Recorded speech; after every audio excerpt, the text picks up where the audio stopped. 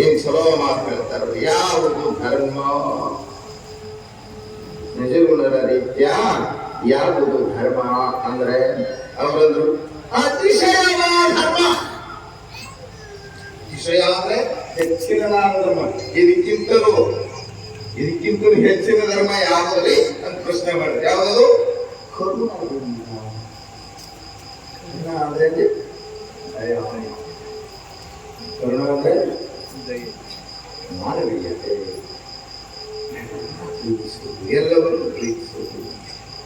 ಈ ದಯ, ಈ ಕರುಣ ಇದೆಲ್ಲ ಇದಕ್ಕಿಂತಲೂ ಹೆಚ್ಚಿನದಾದ ಧರ್ಮ ಯಾವ ರೀತಿ ಜಗತ್ತಿನೊಳಗ ಅಂತ ಪ್ರಶ್ನೆ ಮಾಡಿದರು.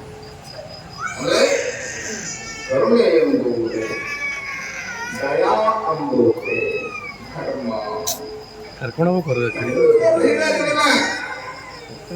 ಆಗಲೇ ಅನಂತ ಹೇಳಿದ್ರಲ್ಲ ಬಸವಣ್ಣವರು, ಧರ್ಮ ಅದೇ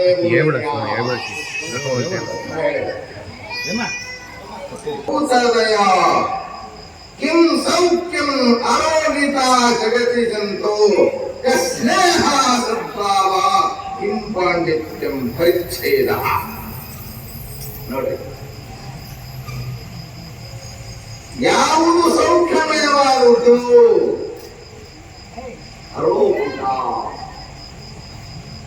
ಸೌಖ್ಯ ಅಂದ್ರ